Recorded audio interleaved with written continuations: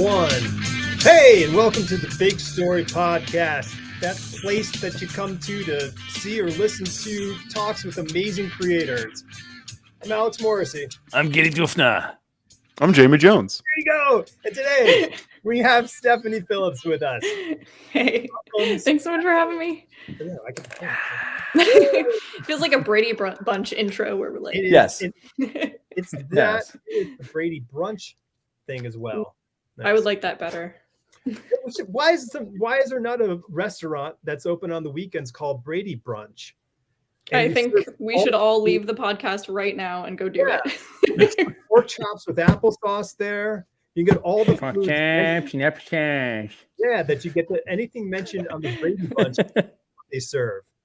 But that's the only thing served. If it was not in a Brady Bunch episode, you're out of luck. And nobody ever drank water, so we have no water in this establishment. They got milk. I know they drank milk in that show. Yeah. There's Only Alice. They're all Alice. Doesn't matter who it is. They all the servers and the people cooking are Alice. Yeah. I think that's the way to go. And then every so often One Marsha. Marsha works front of house. And we're good. Of course, where else would Marsha work? Right. Exactly. There's got to be three of them. Yeah. There has to be three Marshas. Yeah. Everyone else is Trash out. That's how it Yeah. goes. Yeah.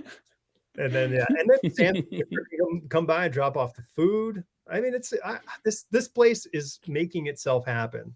I know. I It just sells itself. So yeah, this is exactly what anybody's tuning in for, is to listen to us come up with bullshit. Of course. Okay. That's what they come here for. Well, Stephanie, welcome. You two already have a head start on us because you guys know each other, you and Jamie. So this is going to be Jamie's going to be filling in the gaps, or he's going to call out Jamie. Do you have that buzzer we talked about, the lie buzzer? Right. What do the kids do? They put their cap. They just like tilt their cap or something. Yeah, give us. I don't have a hat on. Just fiddle That's with it. glasses, Cap or no cap? That's what the kids are saying.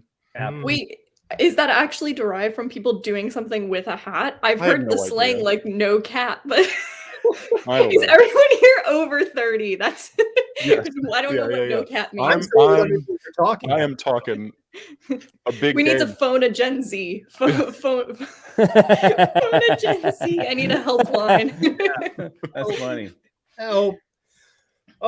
So comic books. We love comic books. Yeah, we love comic books. Of course we do. So how did you we've all admittedly, well, Jamie got into the comics racket sort of late in the game, just kind of like did the analysis of the best place to go make a very lucrative living in, and said, I'm going to get into comic books. So and it's working out for him in Savannah. He's kicking butt. So Stephanie's mic is down. Oh, there we go. Sorry. Oh, Okay. That was, she was laughing at Jamie's symbols. She's muted again. Am I muted? Someone muted? No, I don't know why it's doing that. I'm sorry. I got it now.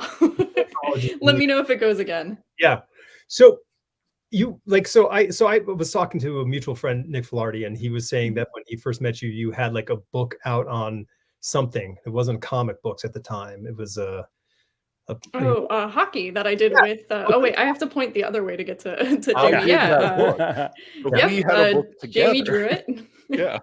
Yeah, it was about women's hockey, which I guess is now like once again. We did it actually during the last Winter Olympics, so now I guess it's like full circle. I started comics during like the last Winter Olympics, and now we're here again, so that's cool. Yeah, we did a book on women's hockey. Jamie drew it, and like some of the players from the U.S. women's team were actually in the book. And at the time, they were practicing here in Tampa. There's like a really nice ice rink. So I went out with like TV crew, and we were on TV with like the women's Olympic team showing off like cool artwork, and then like seeing themselves in the book. It was really cool because I play hockey. I love hockey. Stayed up a little too late watching some of those games this week in the Olympics, but yeah. Wait, so no. How did that book come around? I mean, was that something you pitched, or Yeah, so we ran it through a Kickstarter. It was kind of something that I pitched to at the time. They were called the National Women's Hockey League. They have since rebranded. And I think it's like now the Players Hockey Federation, something like that. But at the time, the National Women's Hockey League, I kind of pitched it to them as something to do joint with them, like something that they could like sell at games, but also have their players in the book and their teams in the book. Since I think at the time they only had 4 teams, they've expanded. They now have 6, which is awesome to kind of see that grow. There was more teams added while we were doing the book. Yeah, Yeah, which is cool. Which is pretty awesome. Great. That was a great thing. Yeah, that's amazing. So we got to show off like all their jerseys, and I think we did it during maybe like their 2nd or 3rd year in existence. So it was in part like something that I wanted to do because I love hockey, and then also kind of just this cool way to like be involved, because like even growing up, women's Olympic hockey didn't exist until like 90. Oh, I'm blanking on it. What was it, 95, 96, somewhere in there? Came in. At Nagant, yeah. So that, not even existing when I was a kid, I don't think that I had the opportunity to like go play for the NWHL, but it's cool getting to see like these college players now have a place to go play. And so it's something that like we really wanted to work with them on. And I don't know, I think it turned out really cool, and I still love it. It's in my spinner rack over. I have to like point in the opposite spinner rack over there. I've got a bunch of kicking ice in there. So. That's awesome. I think, it's interesting that it's actually touches on a subject that I'm really I'm truly fascinated about, is we have this truly dominant women's soccer, cadre out there. Our women's soccer, wins the World Cup, wins the Olympics. It's just this dominant thing. And then I think the women's hockey has been doing really well over the years, like almost as equally dominant. And it's this one thing I go like, it's just really interesting that like soccer is like the biggest sport in the world, and we as the American public don't have a very big soccer spirit. And our men's soccer is, while they're all really great players, we don't dominate. And it's an interesting thing, because I think what happens, what I've noticed is that we have youth soccer programs that are huge. Like kids grow up playing soccer across this country, and then 16 hits and cars come into play. Like we all put the bikes away and we get a car. But I think for boys, it's like, if they're pursuing sports, they don't look at soccer as like an end road. Like, oh, well, this is going to take me to, fame and fortune. They go, well, baseball, basketball, football. And we lose a lot of this amazing sort of soccer talent for these other sports. But in the women's ranks, there's not a lot of professional sports to draw away from that soccer talent. And so hence we get this crew that goes out there and just beats everybody up. And I think that might be the case with hockey as well. And you can beat people up in hockey. So that's actually yeah, it's one of my favorite elements of the sport. So nice physical sport. So yeah, I think that's cool. So how are the women faring for the Olympics this year? Good. It's just in the prelim rounds just ended. They lost to Canada on, was it Monday night? I think they lost to Canada, but I'm sure there will be a rematch in the medal game next. I think it's Wednesday. So yeah. Yeah. I have a very hard time watching the Olympics now. It's not so turn the television on and watch Olympics. It's scattered across the internet. I don't know. I can't. So I haven't really watched it. I think I saw some curling. That's all. That's all you need. Just best sport, sweeping on ice. I know it's like chores and sports all rolled up into one. I know. I couldn't get enough of sweeping my floor, so I came to sweep the ice. Yeah, that was necessary. Which I'm sure is very demeaning to somebody else. Like I think it actually takes quite a lot of skill. I just don't understand it. I'm a bocce player. I play bocce. Okay. And so curling is like the I don't know, is it the cooler? Well, it is cool. Literally cooler. Yeah. Yeah. So it's the cooler cousin to bocce. That's what it is, with brooms. So how were you an inveterate writer as a kid? Did you just soaking up anything that came with a staple or a, you know, a glue bound binding? Yeah, I mean, I grew up with comics. I loved comics, and I liked writing. I was always making comic books as a kid. Like even before I could write, I would like draw and like staple little comics, and then go make my dad write in like the dialogue and the word What they're doing, like, say this, say that. Yeah, that's what I would do, exactly, which is weird growing up Jewish, and, like, my lead comic book character was a nun, who was friends with a werewolf. I have no idea where I would have ever even seen a nun, like, I don't know how that like, somewhere on TV, I'm sure, but, that was, like, my, you know, my leading comic book series was, Wow. Sister Stygie and the Werewolf. I don't even know what name that is, but, that's what it was. And then I did my PhD in rhetoric and writing, and while working on the PhD, Jamie and I started kicking ice, and by the time I finished the PhD, comics were my full-time career. So it was kind of nice to jump out of academia and just make comic books. It's a little, I like comics a little better than I like academic. So Yeah, well, you don't have to write as much, you know, not as lengthy.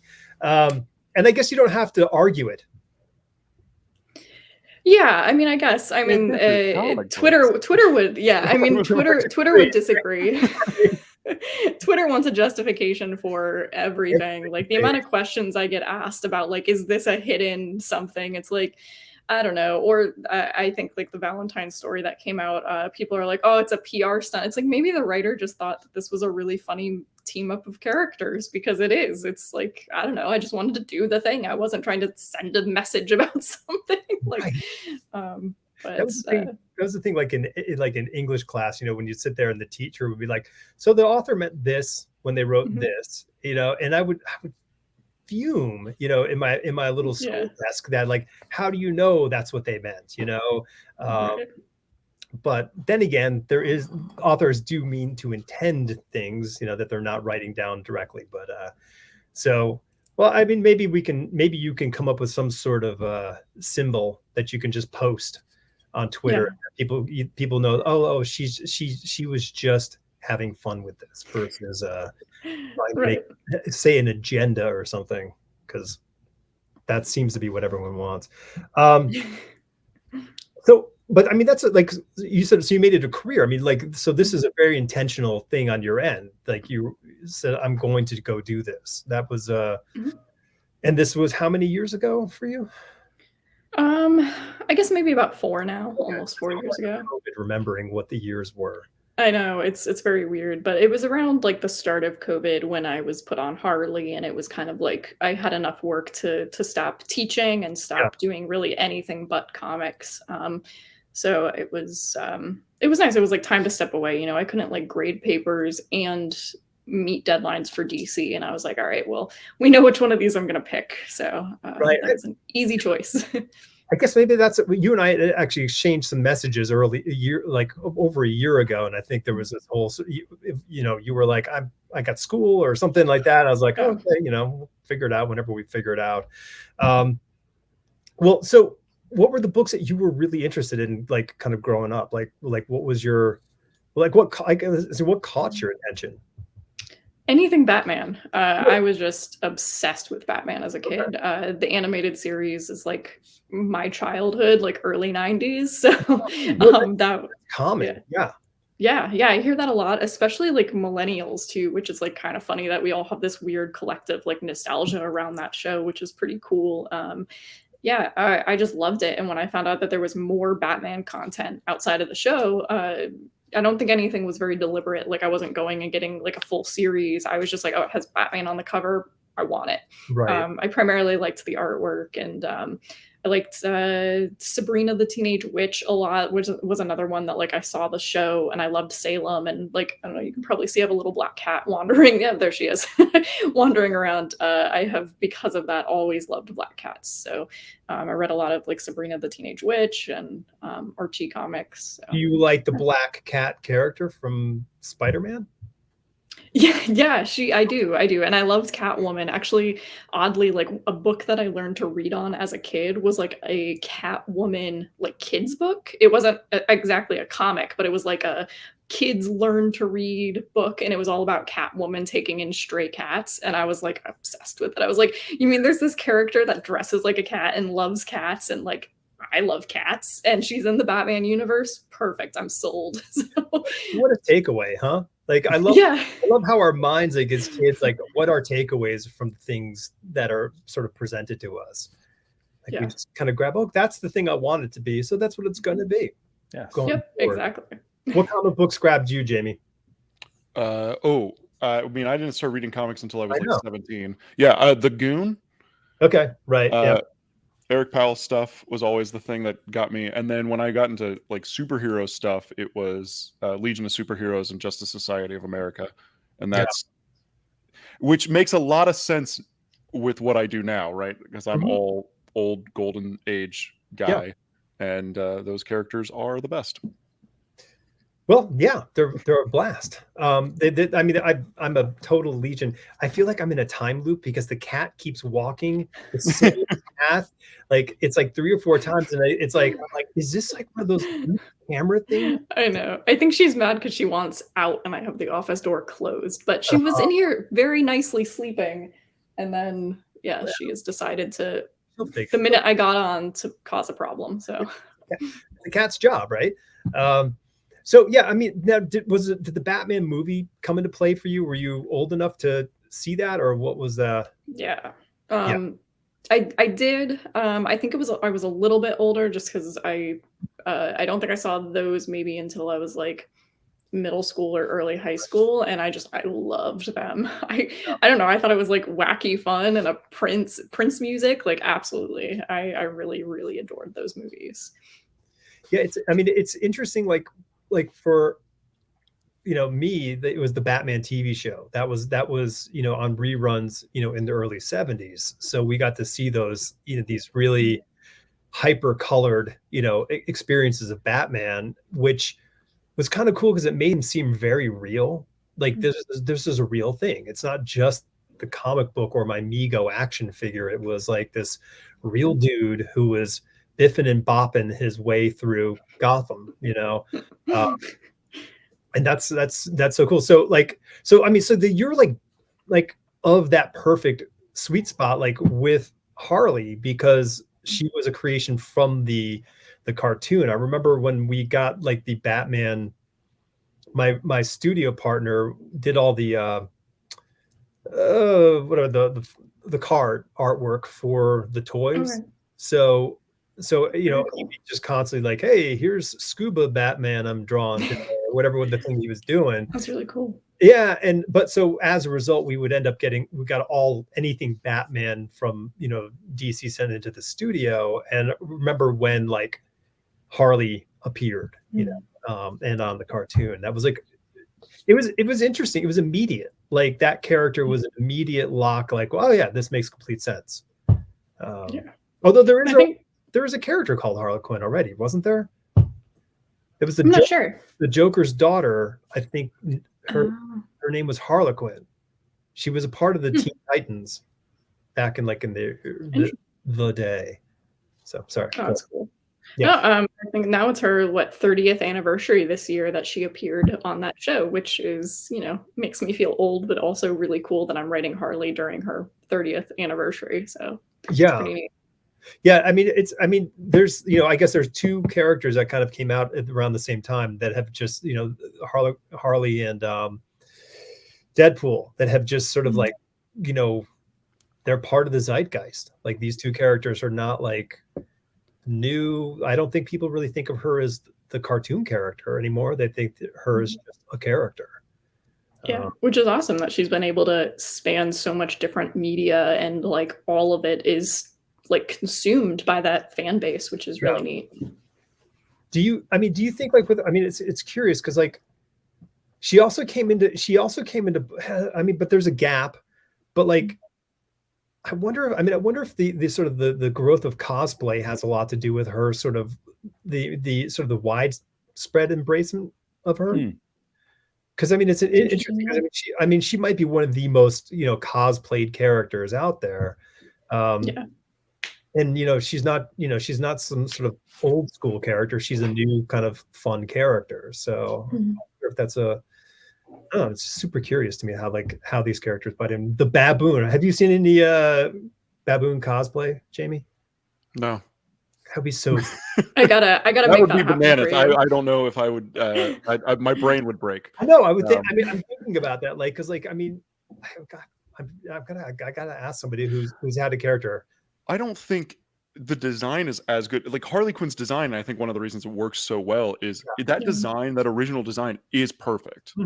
And every time they try to update it, it's not as good. Right. It has some kind of there is a magic to that simplicity of that just red, black, red thing.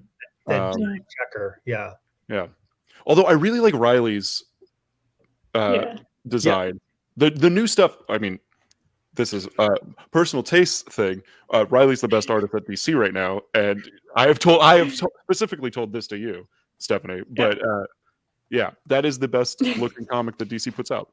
Yeah, I'll die on that hill.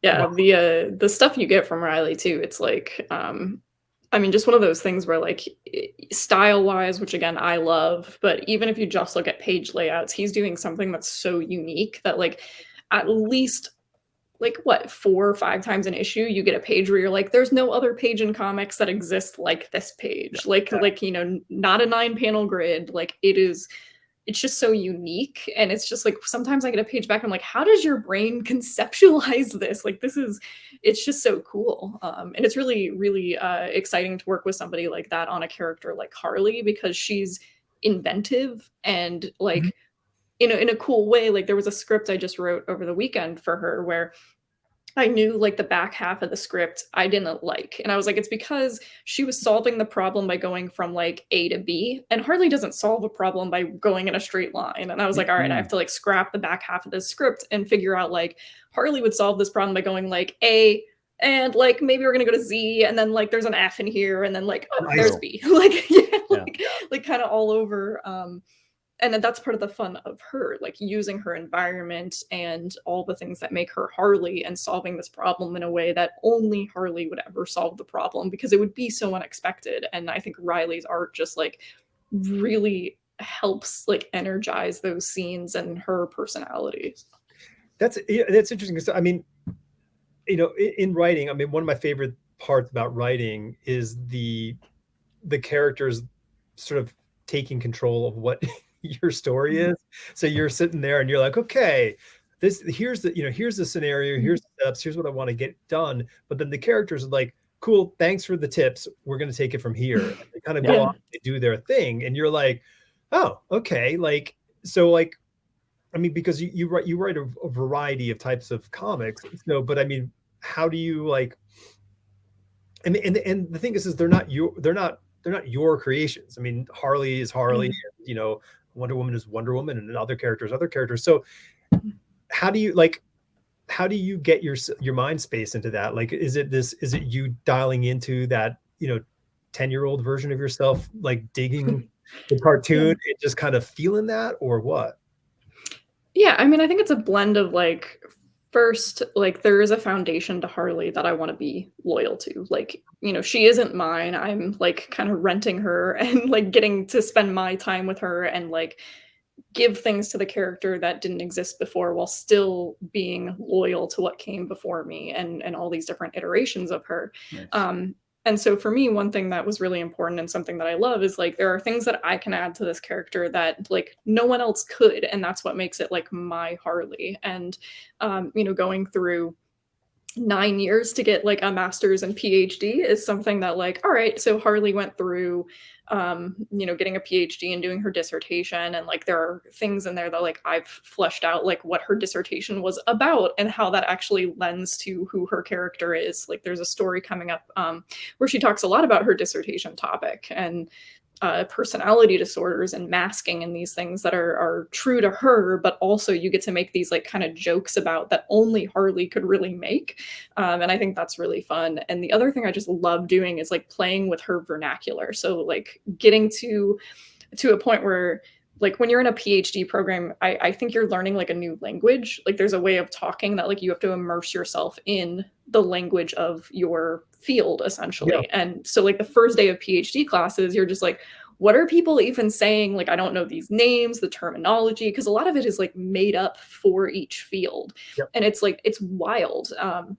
But then after so many years of doing it and then writing a dissertation, you're like, wow, I'm fluent in this language. And so Harley would obviously be fluent in like her field's language. So I like having her have, you know, that tone that Jimmy and Amanda gave to her and like that humorous thing. And then she can also flip the switch and start talking like grad school Harley and start recounting all this stuff from her past in like very well-spoken, almost like textbook-ish, because she would have been trained to do this. And I like those juxtapositions of like forcing those different things together. And I think that's why I love Harley, because it's like, it's just all these different things that build her into this person. And maybe that's why people cosplay her so much and love her so much, is like there's something there that's so like real and like being that multifaceted. She's not just super good and going to save the world and like almost infallible. Like she's always fallible. And that's like that's the fun of it. That's the fun of writing it. That's the fun of reading it, cosplaying her. She's a cool character. Yeah, and yeah, I mean, I get there's a strong level of duality with that character in that respect. So I think that's kind of cool because it makes her more human in so many ways, rather than, as you said, like just putting on a cape and going to save the world, or you know, picking up a gun and going to go rob a bank. Like, you know, there's not this like there's no, she's not. She really just kind of blurs the line, I guess, in so many ways, which is kind of cool. Yeah, I think that's super cool. And I guess so, like, that's a pretty strong. Was that like a very strong sort of like intention on your half when you now, did you approach DC for the book? Like, did you lobby for it, or did they come to you? They came to me. They asked me to write the Future State Harley, and after I turned in the Future State scripts, they asked me to stay on for the new ongoing. So, yeah, it was a character I maybe never saw myself writing, and I think maybe that's why I don't like the question of like, who do you think you should be writing, or what's the best character for you to write, or dream character, because like I might not even know. like there could be a character I'm given that it's just like like Wildcat. I've always liked Wildcat, and it was the first character I did at DC, but I never actually thought about writing Wildcat, and now I'm like obsessed with the idea of writing more Wildcat. Like I could write Ted Grant all day. Harley is the same way. Like I don't know that I ever actively thought about writing her, and then as soon as I was handed it, I was like, oh, well, this is obvious. Like, you know, we've got quite a bit in common, except for the murder thing. I promise that's not the thing we have in common. Or at least not that I can say legally on this show. Yeah, it became one of those things where I was like, oh, I get this character. I get the version of her that I want to see on the page, and I've got a lot of Harley stories in me to tell and develop, and cool characters we get to bring in, like Kevin. I love Kevin, and I just wanted to do something that was like on the corner of funny and sad, and like a very true like millennial emo kid Harley Quinn, which is like you know, kind of a tribute also to just how old the age of the character. It's like, yeah, that's what a lot of us were watching, and I think a lot of us went through those emo kid phases, and there's this like corner for a lot of us that we're living on right now between funny and sad, and I wanted Harley to kind of embody that. So well, that's, yeah, I mean, that's kind of, and that's a really kind of an interesting thing about like characters. I mean, like, you know, Jamie, you like the classic characters, but a lot of those characters have endured and transitioned over the years as different sort of variants of themselves through time. And like, so each generation gets the opportunity. There's Dunkin' Donuts in Florida? Yeah. Really? It's everywhere. There's Dunkin' Donuts in Florida. New England. So like New England is like, you know, it's Dunkin' Donuts or go home, you know, or so like I'm thinking like, wow, right, they're all the way down there in Florida. But it's kind of cool how like each generation gets that time to sort of reinterpret or express this character you know, in the continuity of where we are.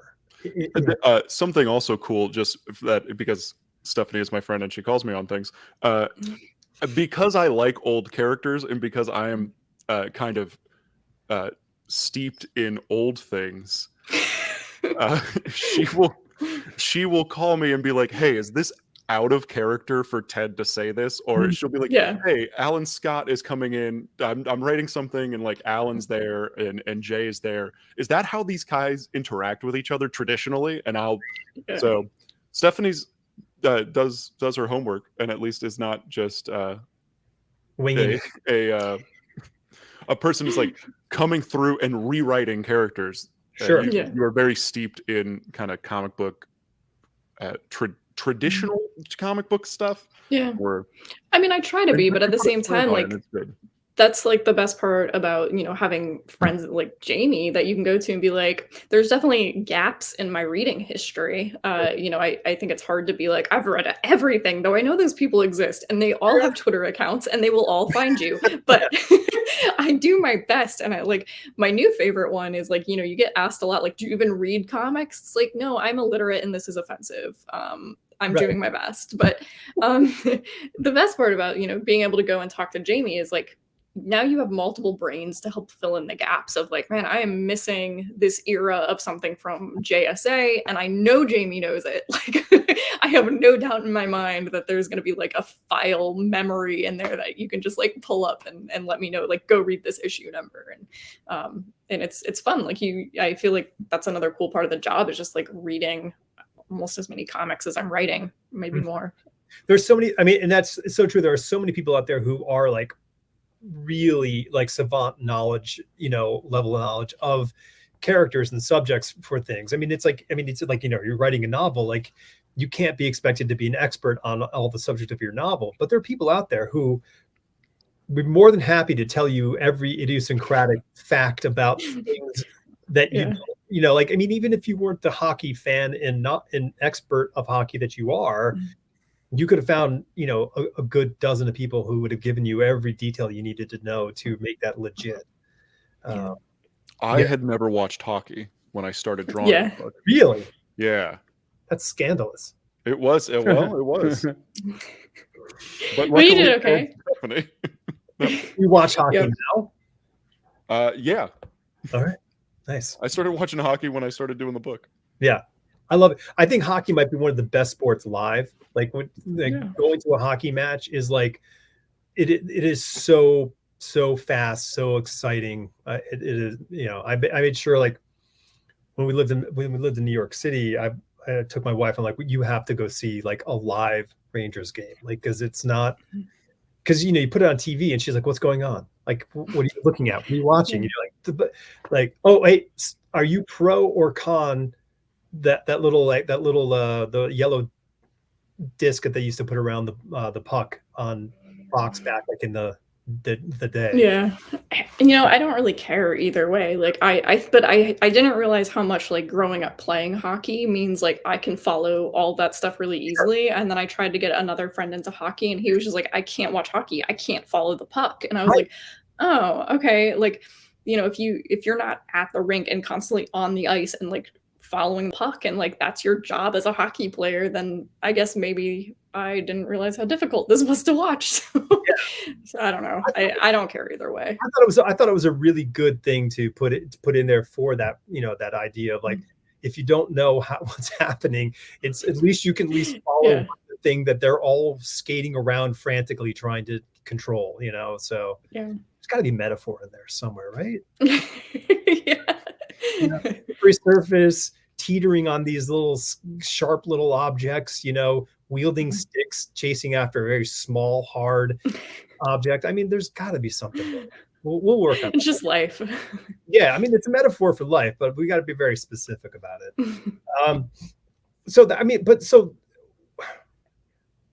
Okay, but I think we're stepping over one little spot here. Like, how do you go from being in academia, like what were you doing that put you in the position to where you were asked to write that story? Because that's not like it, you know, I mean, maybe I'm wrong, but that doesn't typically happen. So without some sort of action leading to that. Yeah. So, Yeah.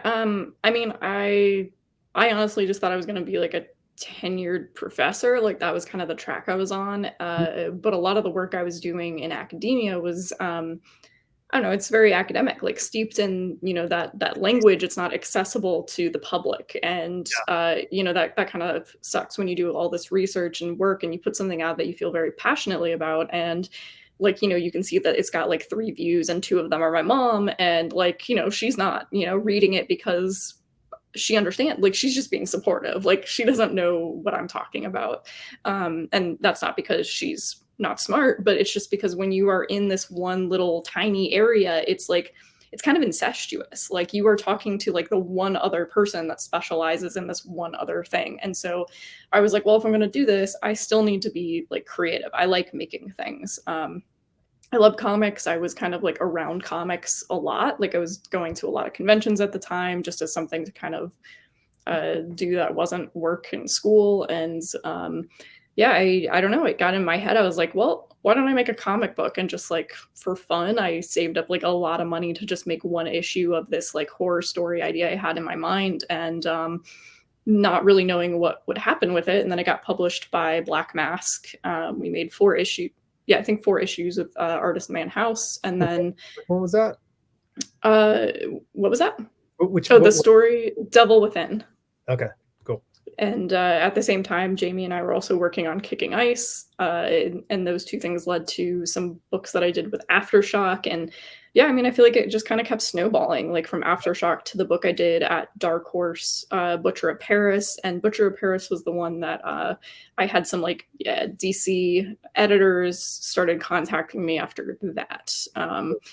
They came to me, they asked me to do the Wildcat story. I did that. It went really well. Like, I loved working with Riley. I guess I forgot to mention it was also a Riley story that I got to do. And Riley and I from page 1 were like kindred spirits. Like we were like, oh, we were meant to be making comic books together. And I think the editors saw that and just kind of, Riley and I had other pitches into DC and things we were working on prior to us getting Harley. So editors knew that we really were trying to kind of stay together. Yeah, be a team.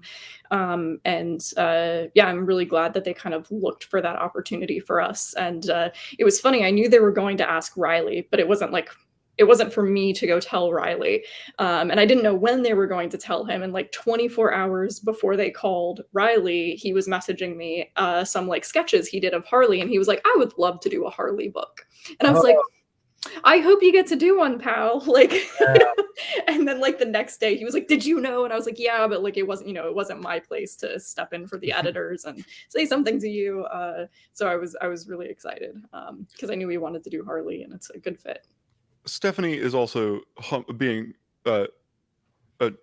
humble. She is the best networker I have ever seen. That is, you go to a convention with Stephanie, and it's like you walk into a room, you grab the beers, and then boom, Steph's is gone, and it has finagled into the VIP lounge and is sitting down with the editor-in-chief of Marvel. That is just what, I don't know how, but I have watched it several times. Got the gift of gab. It just happens. I've learned so much. That's how you network. That's how you get the work. Personality and networking skills have been from observation of Stephanie. Okay, two things from that. That's awesome. One, Stephanie. The good side is, Jamie, you end up with 2 beers. So that's not bad. That's true. That's true. Well, the beers are in her hands. She took mine. I don't even drink, so I've got like Sprite. I'm very popular. See, this is actually part of it. I'm very popular. Like one of the last conventions before COVID happened, some event we went to, everybody got like a certain amount of drink tickets, and I don't drink, so I became very popular because I had free up for grabs drink tickets, and I'm also like very popular for like I'm the designated driver because you don't have to worry about it. So it actually helps. It's not it's not like a moral position I take. I don't care if other people are drinking. Yeah, that's always been my role as the designated driver. Okay, so but there's a second part to that one, which you know, and thanks for calling it out, Jamie, is how do you feel that you I mean, this is a skill set that you have. Do you feel you developed that within academia? Like, I mean, because there's a lot of egos and people that you have to navigate in that realm. Do you think that was where you sort of kind of cut your teeth in that sense, to be able to really work with personalities and, you know, get where you need to go?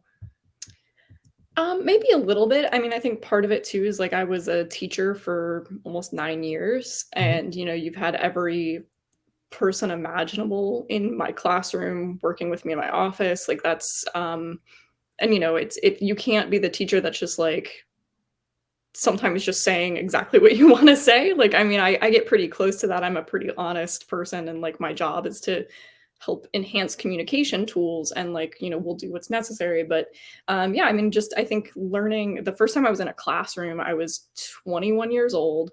I thought I would be a TA. I was on my own in a lecture hall, and actually like in my first class, front and center was a student that was 3 years behind me at my high school, because like I had graduated undergrad really fast, and I think he had like taken some time. So like now we've lapped, and he's like, "Oh, hey, Stephanie," and I'm like, cool. So like day one, my very first class, here's somebody I went to high school with in my class, taking my class. And it was like really, it was very weird, kind of jarring. And like over the years, like just learning, it was also terrifying, like absolutely mortifying. Because until then, I like was not always very good in front of people. Like I was somebody that like was in band, and they were constantly trying to make me do like solos or things like that. And I would be like, how about like duets, so I'm not alone on the stage? Because I was like always trying to get out of it. But being a teacher, like you can't, like you are performing the whole time. Like it is a very weird skill set to develop over years. And like you have to be thick-skinned, like you have to be performing, because like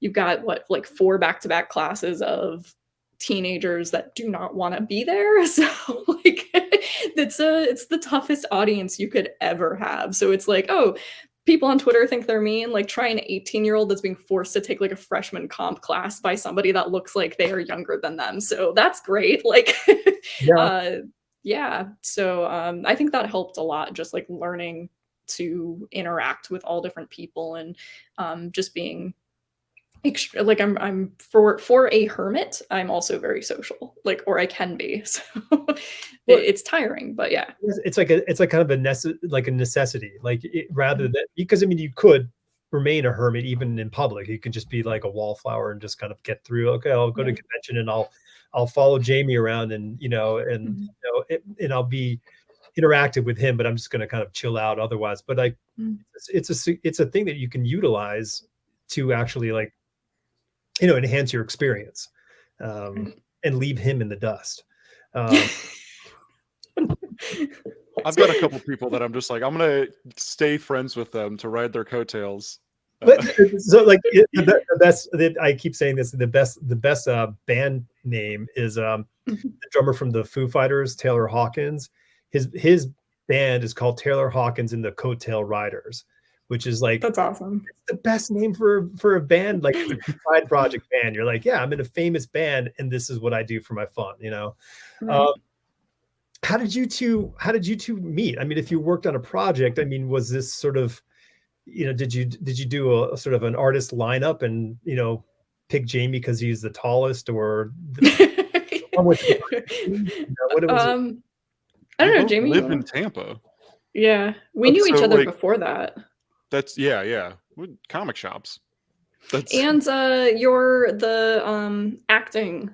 I know I had seen you in some of the plays. GHs. Yeah, but I'm trying to think. That's right. What was it called? You saw like Necessary Farce. Yes.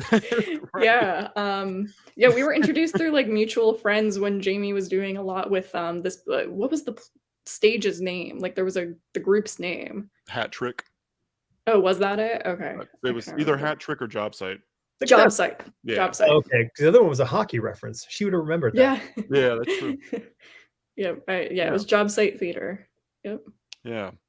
Oh, okay. Jamie has many talents, and he is not afraid of being on stage like other people. No, he is not. He loves a camera.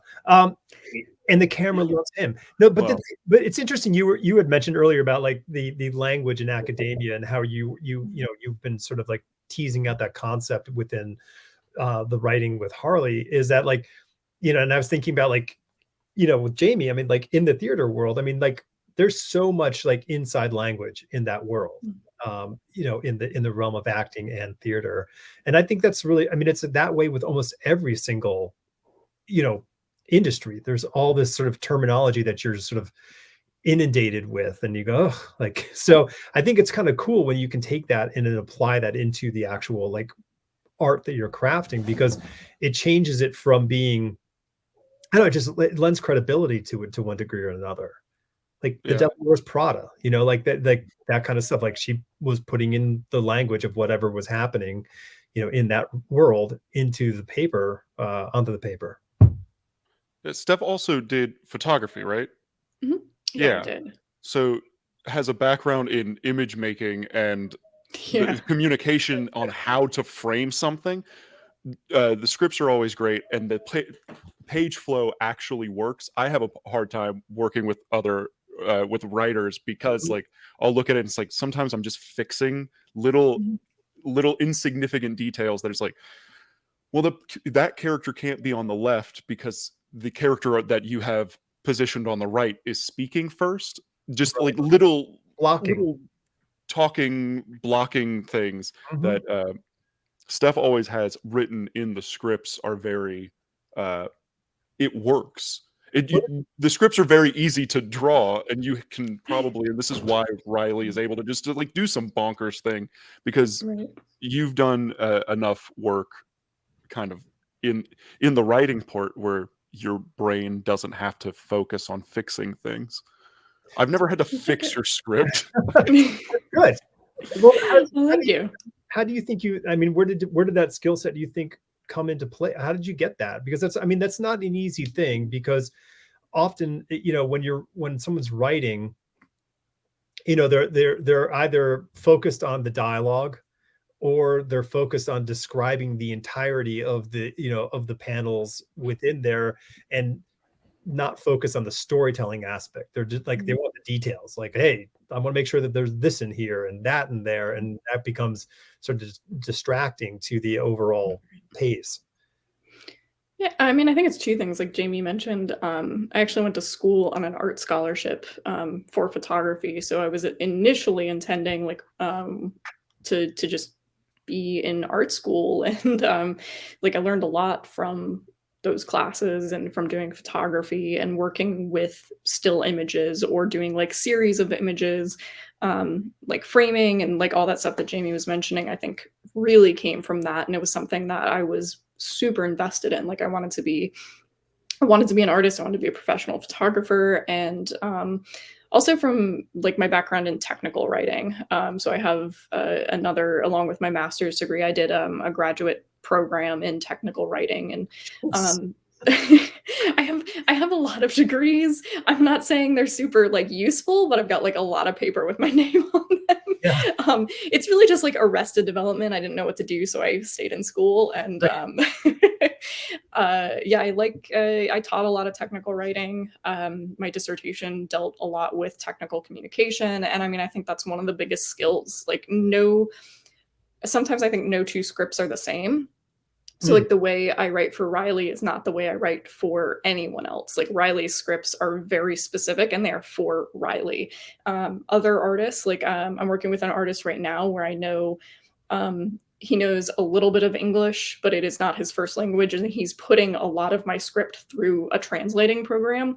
And so I'm writing for a translating program. Like I'm making sure that I'm not using weird terminology that would get like caught up or like do something weird. So I'm actually writing in a very technical way so that when it gets spit out for him, it makes a lot more sense, or words that I know, like, I'm not using as many, like, I don't know, just like not very colloquial language. Right. Someone like Mike Hawthorne on Wonder Woman, like, you know, Mike and I, like with Riley, immediately we had a connection. It was like, oh, we're going to make some cool stuff and we're going to talk about it and make something like really unique to us. And my scripts for him are also different, because even if I'm giving him like a breakdown on one page, the next page I'm like, you know how to make this look really freaking cool, so I'm not gonna like step on your toes. And, you know, I think it's also just about trusting your partner. I talk a lot about like the script as almost like a blueprint, like kind of being an architect. Like this is the house we're building, and as long as we're both building the same house, if Jamie gets into the script and he's like, I think the windows would look better with like stained glass, it's like, cool, I trust your opinion on that. And you know, as long as the house gets built, then we're both doing our jobs and helping each other with that. So how much do you like, because I mean, like, you don't like, the schedule's a schedule, so it's kind of a tough thing sometimes. Like, you know, when you're on a project and it's like, hey, you're going to be doing 6-issue run on something or whatever the thing is, it doesn't always afford the best opportunity for collaboration. Like, do you find that to be a chief part of your process, or do you, or is it an opportunistic part of your process? I think I need it. Like, I'm very much the person, like, when I was first working with Mike on Wonder Woman, I would, like, email him and be like, "Mike, I wanna have a conversation with you, like, here's my cell phone, like, call me, like, we're gonna just become best friends and, like, talk all day about comics and, like, make things." I mean, Riley and I talk every single day.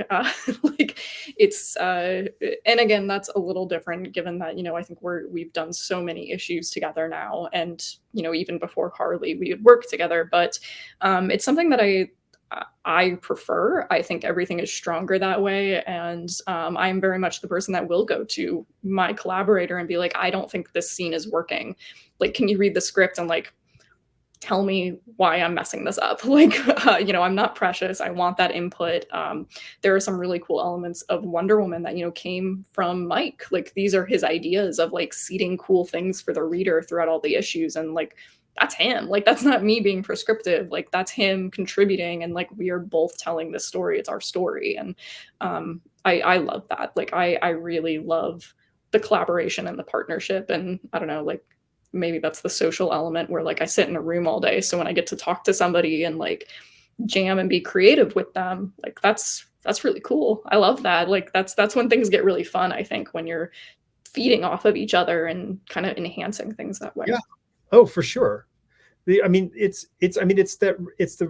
nice is that you're seeking that out. Like, that's an important, because we can all look at the comics that we may say the benchmark comics out there, you know, in the traditional sense, and they were really very much some sort, you know, this collaborative process that was happening. They were rarely were they script written, editor hand script to artists and says do this, and it turns out to be brilliant. You know, I mean, I think you really have to kind of go one step further, or be like Jamie and just do it all yourself. That could be one solution. But, you know, I mean, do you consider what you do, Jamie, as a collaboration?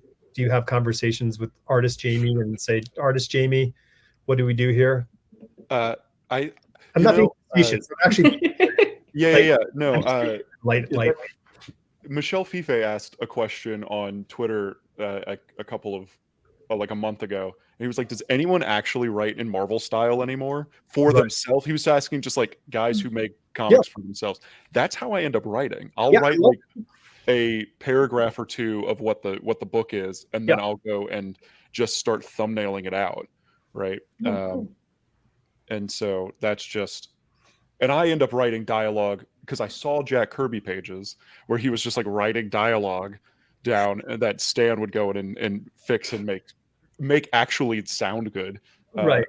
But I realized, oh wait, I can just do that and I'll be fine. I can still make comics that way. Yeah. So no, I mean, it's also pretty, I mean, I think it's pretty common in the sense that, you know, the visual side of, you know, writing. So when an artist is writing something, there's more of that in the process, whether it is sitting down and thumbnailing your way through a book and then kind of developing an outline and a script from that, or doing that sort of like inspirational couple paragraphs and go, okay, here's what I want to have happen, and you kind of blah blah blah blah blah. Yeah. I do have a writing process, and then I have a drawing process. Right. They are not necessarily one and the same. Who's the bigger problem? Who's the bigger problem usually? I think the artist. Okay. Yeah. If I could just write, I would be, I think, a much more stable person. Yeah. Right? Like, drawing is tedious. It is. Yeah.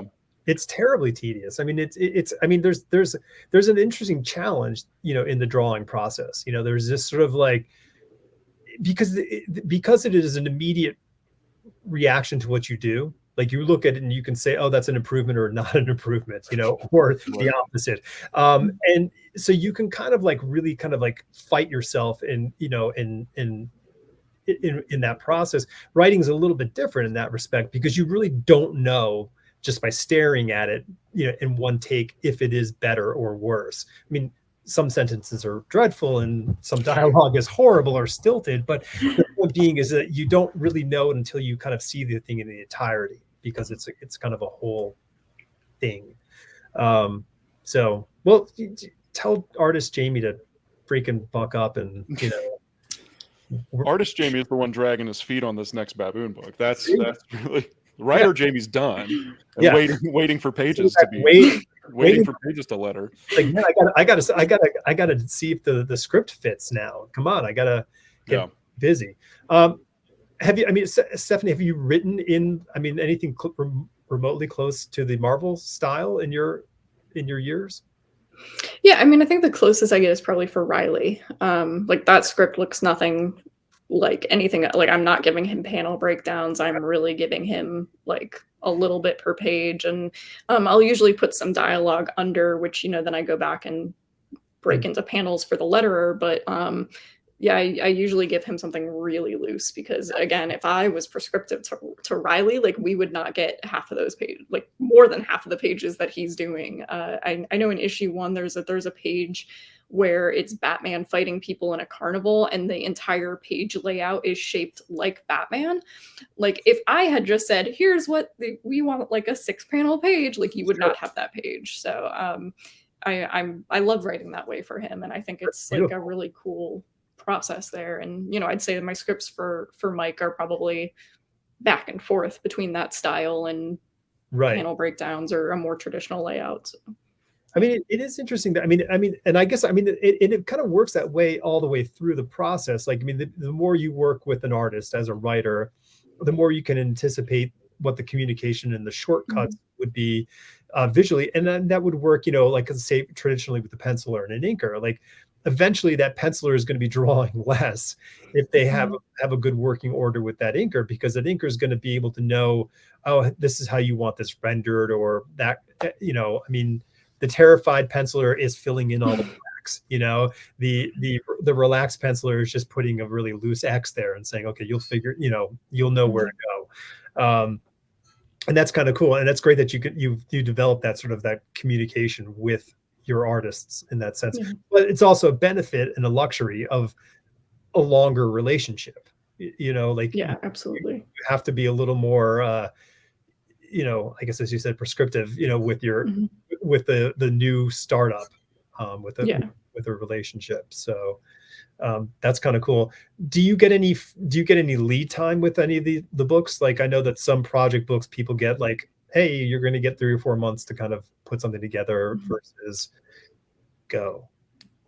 Yeah, I mean, it depends on the project. Yeah, I mean, for like Wonder Woman, I think we had like 3 or 4 scripts done before Mike started drawing, maybe something like 3. I actually, yesterday, we just wrapped up all edits on issue 8, which is the final issue, and I think Mike is on issue 6, so a little bit ahead of him there.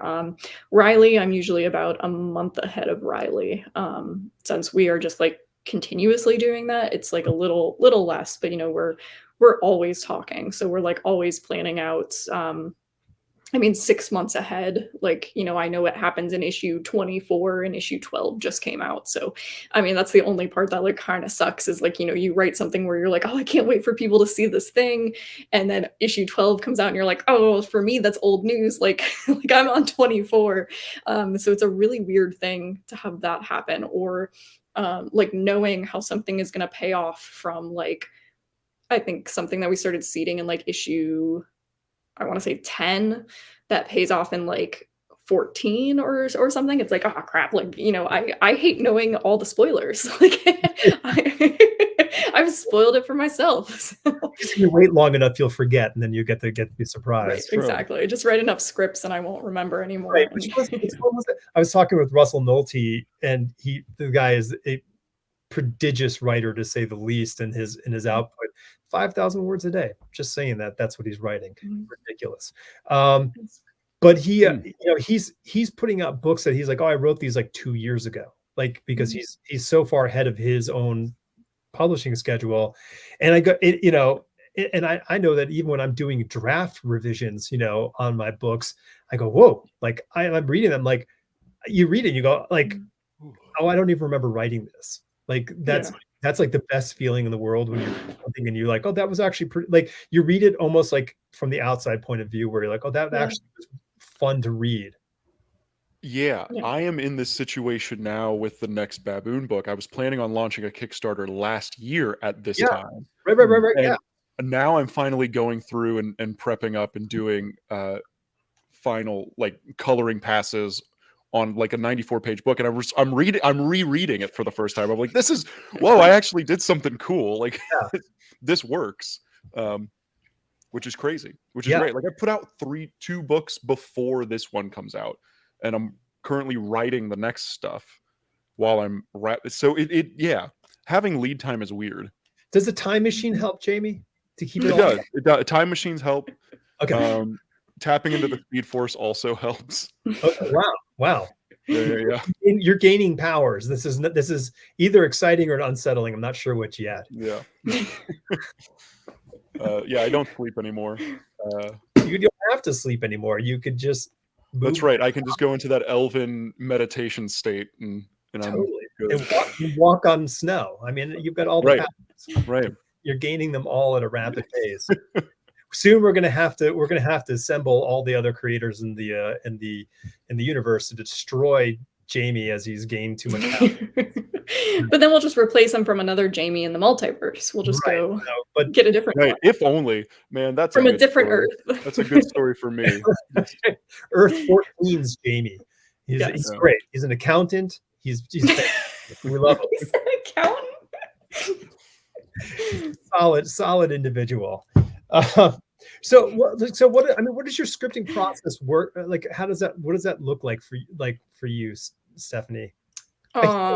Terror, crying, breakdowns, chocolate, more crying. I mean, these are all approved. Okay. Yeah. I mean, like, I don't know when it would be possible to ever write a script without having the breakdown of like, I have completely forgotten to write a script. Like, I don't know why every script has to start with me saying, oh no, I have forgotten how to do this thing that I've done hundreds of times. Yep. Don't know when that stops, but it seems to be a very, very necessary part of my process.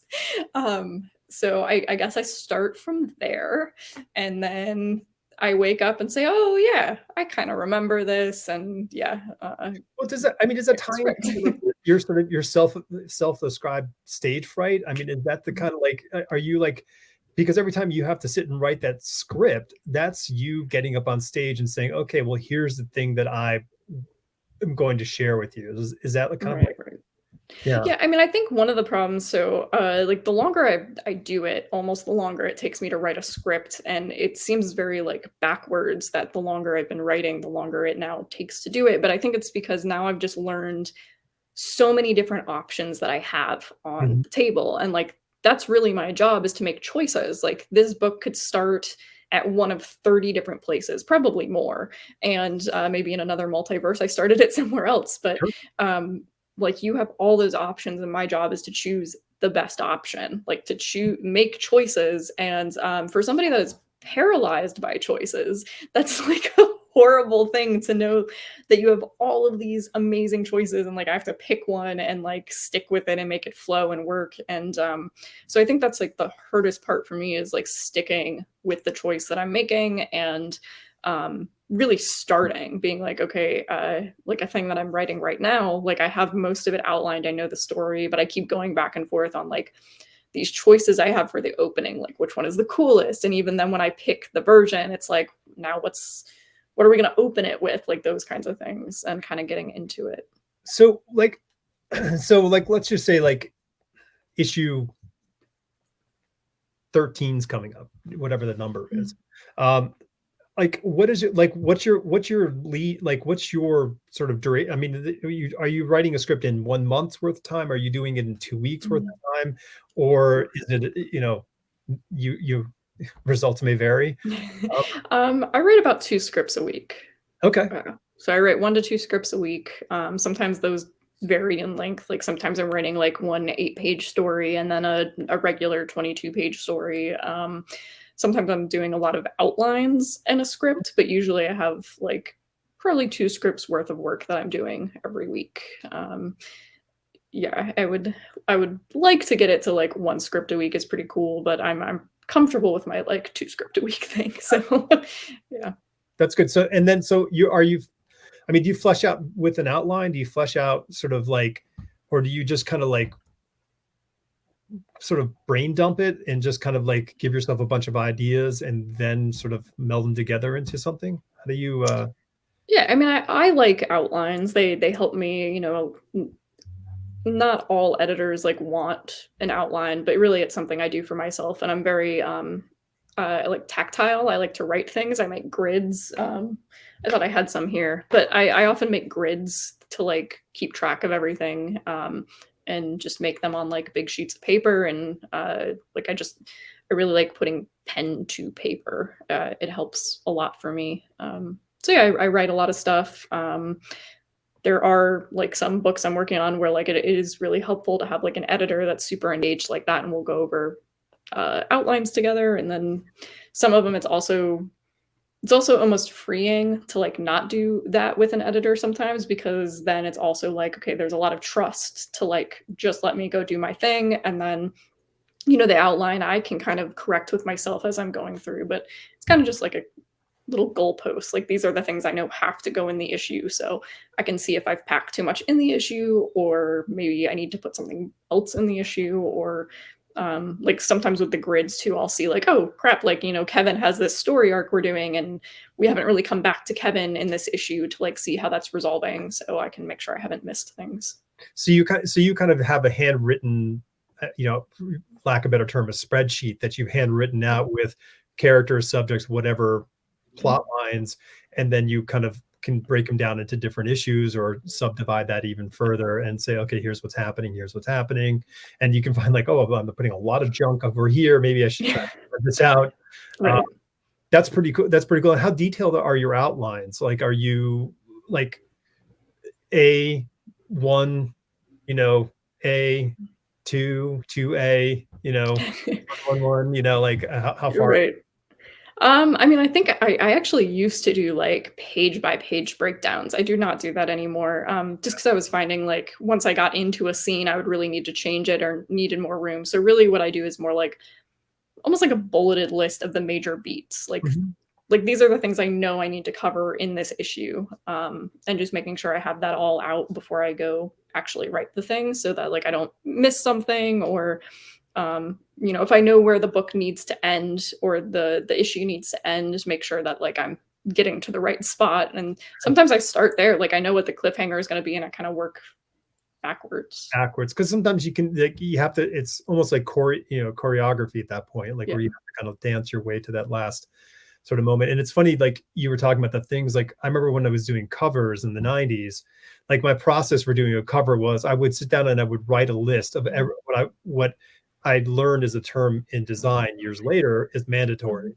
Like, here are the mandatories. This is what has to be on this cover for this cover to sell the right story to the, you know, to the reader.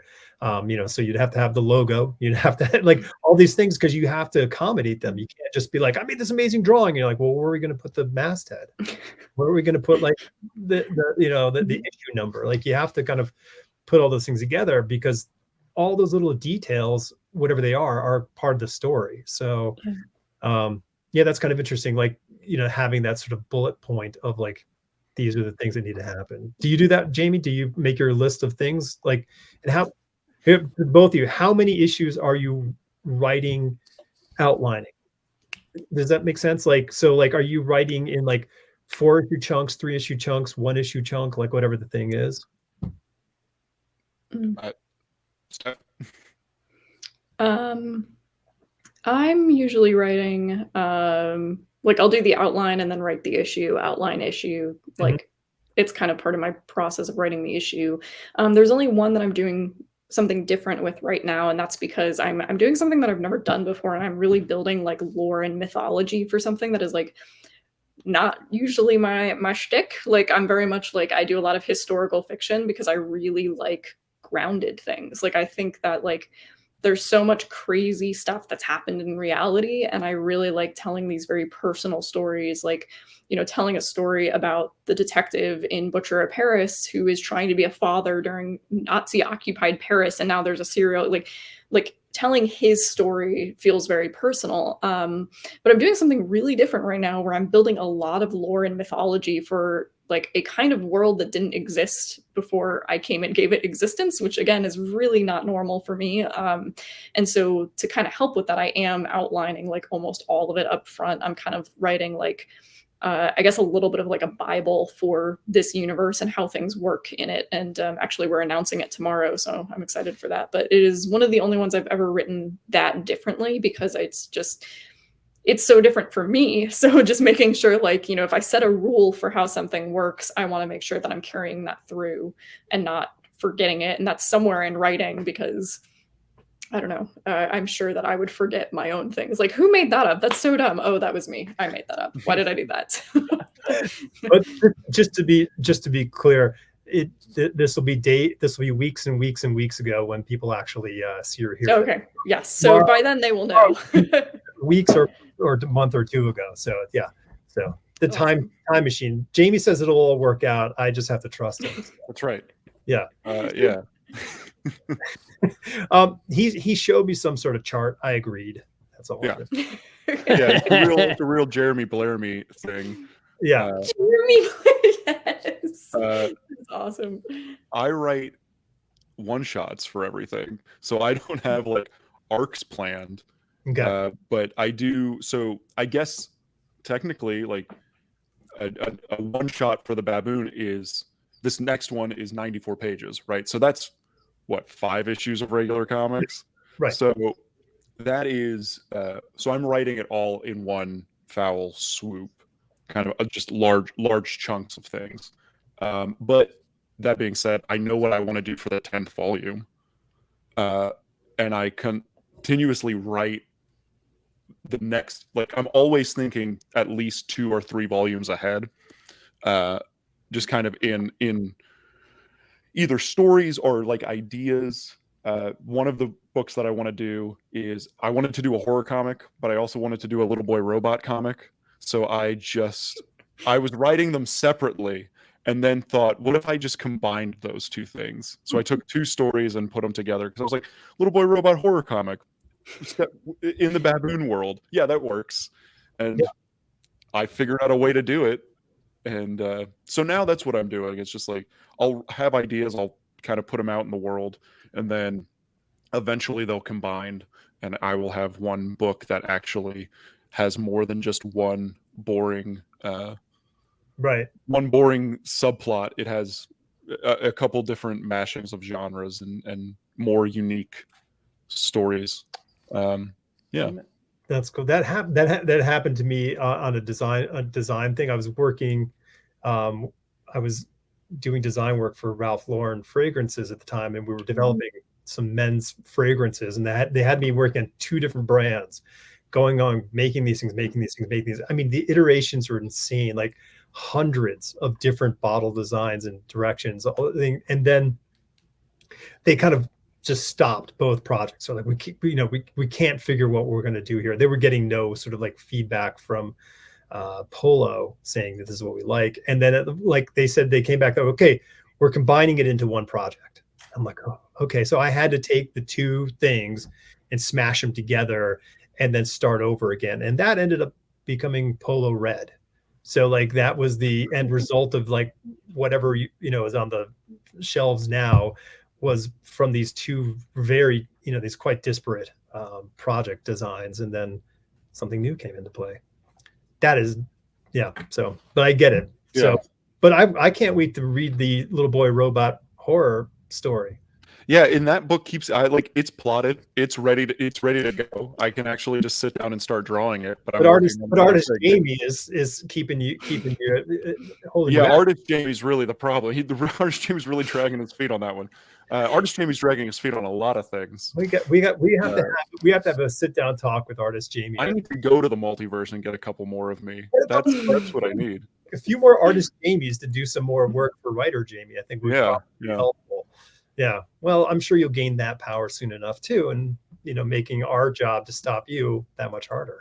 Well, my dream now is to make a Baboon magazine and do it cool. in Harvey Kurtzman mode, where I just write and thumbnail all the pages and then give them to other artists to make me look good. That's what she's doing. She's writing stories and other people drawing them. Yeah, that's right. Yeah, I hate I was just about to say I hate drawing. That is not true, but, but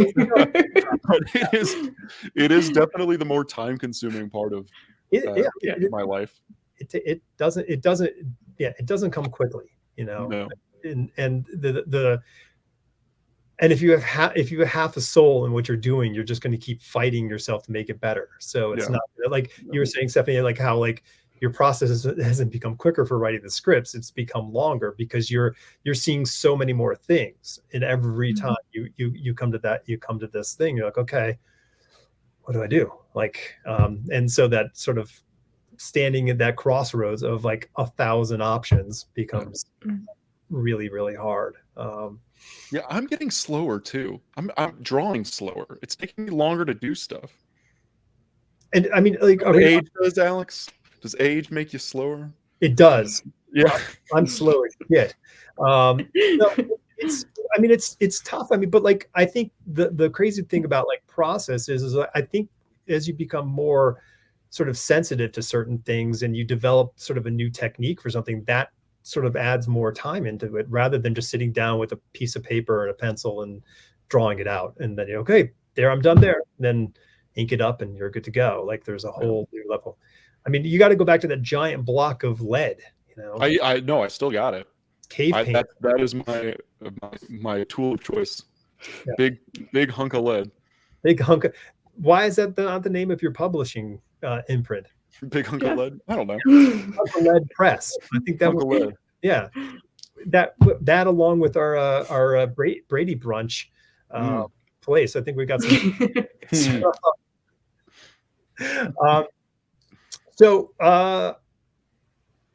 yeah, I don't know. I'm so how many so what's your writing day look like, Stephanie?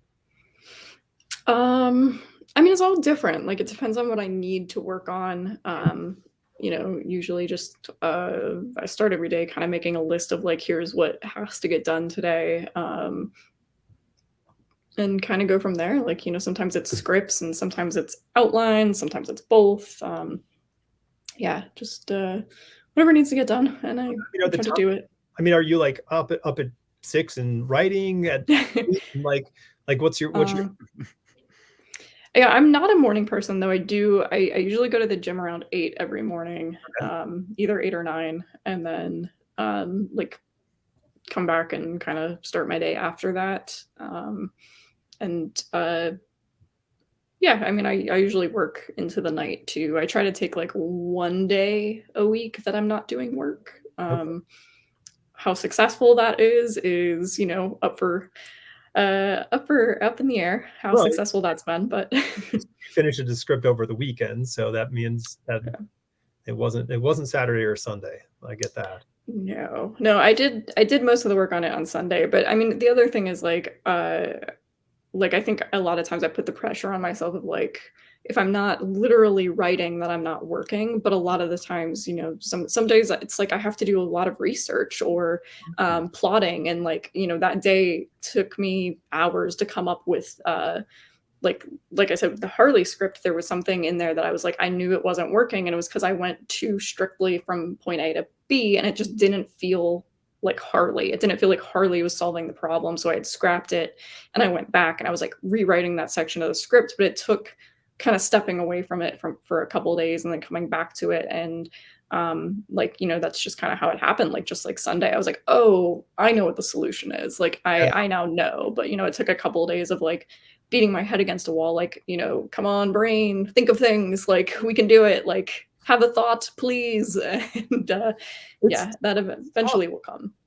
I mean, I think like we have to build sort of like, you know, for professionals, you know, whatever the arena that you're in, you know, listen, we have a lot of sort of like sensitivity to the things that are what make us successful in the things that we do, but reality and time and life and all these things get a vote as well. And we are sometimes like we're drawing a blank, you know, or we're unhappy with what the thing is, or I lost 3 days because I'm going to have to go visit my ailing parent, or whatever the thing is. These things kind of come into play, and like then you need to develop tools, you know, in your process to say like, how do I solve this problem and not be like freaking out to that last second kind of stuff. Like, so like if you think about like that songwriting technique that David Bowie developed, where he would get a random word generator, and he would have and then he would just cut these words out, and he would pick them out, and he would just lay them down,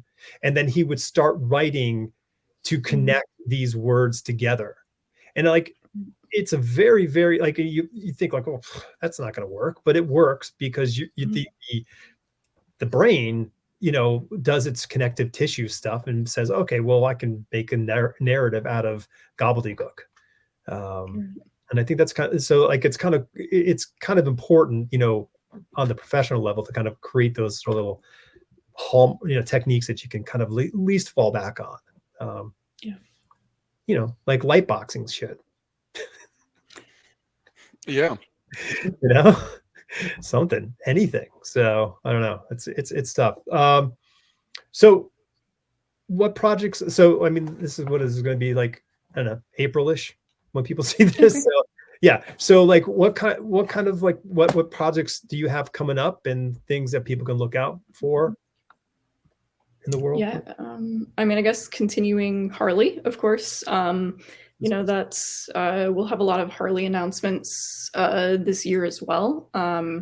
Just, you know, a lot of stuff coming up for her 30th, and some cool stuff coming down the line that I've been working on for a while for Harley. And so I guess that means like, if it's April, I can talk about the thing that I'm announcing technically in February, right? Like, that's cool. Yeah. All right.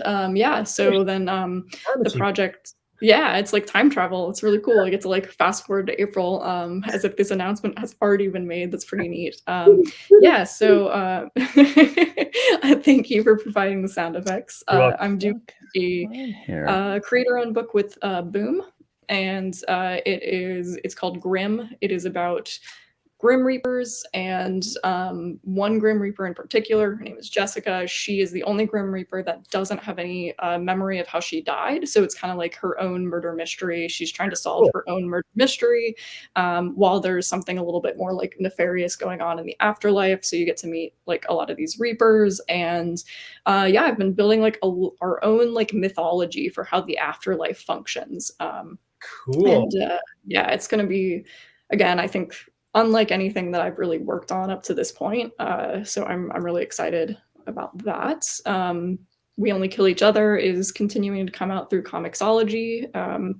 Gangsters in 1938 New York are taking on the American Nazi movement. Yeah. I'm really, really excited about that project. Cover. Oh, that's cool. Yeah, yeah. Dave did all the covers for that. He did them for Butcher of Paris. He's my cover guy. I love Dave. So. Dave's the best.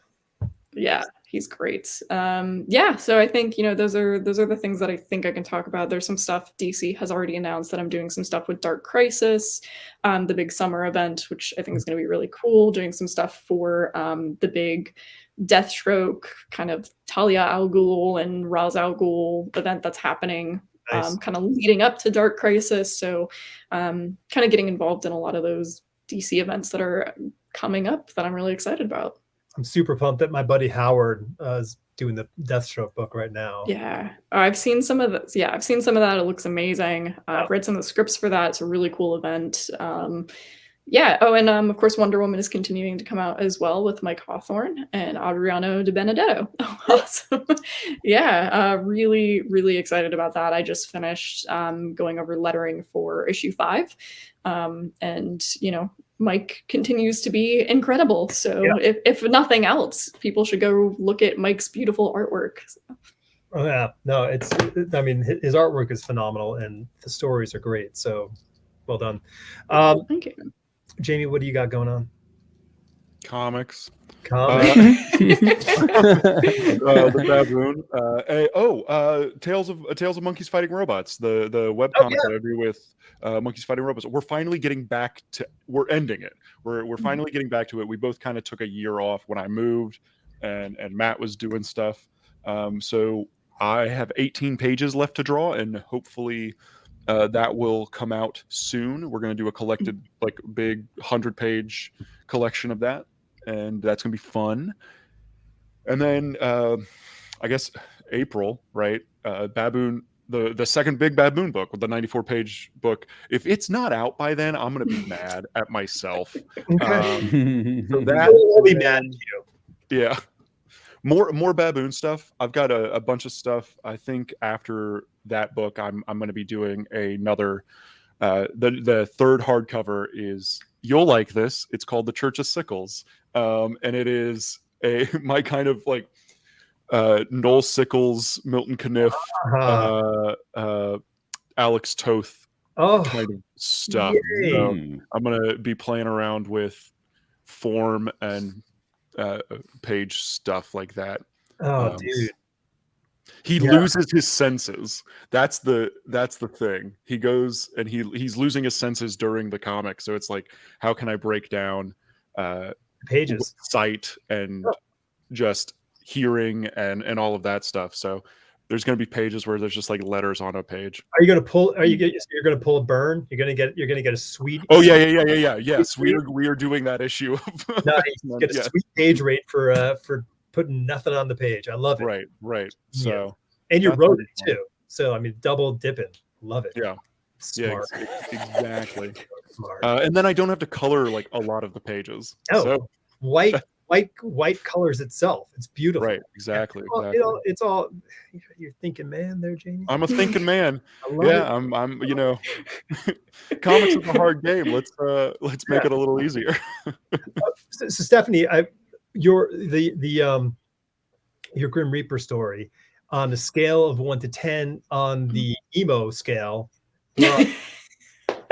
Oh man, she's very emo. Our lead character. Are you listening to? So much. Music does kind of like really go throughout the story. So like she has 2 best friends in the story, and each, because Reapers can die at any time period. So one was like an 80s metal hair band lead singer who overdosed in the 80s. Yeah, he's kind of based on, he looks like Michael Monroe from Hanoi Rocks. Yeah. And so like, there's a lot of like music that I think kind of plays a role in the story. Got some like Bikini Kill and Pearl Jam, like, yeah, there's like a lot of course, Pearl Jam, like you gotta have like, Don't Fear the Reaper in there somewhere.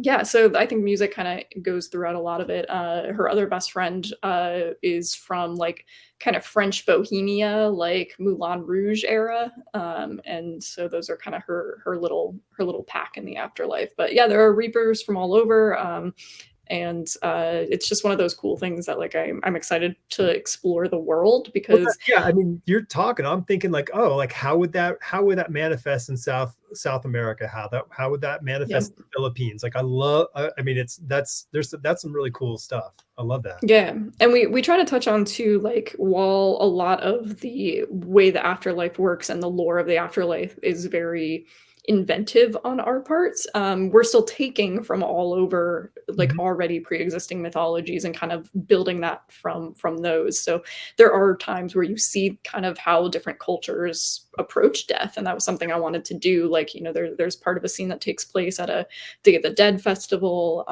and all different stuff like that we're kind of pulling from. There's a lot of like Greek mythology in there as well.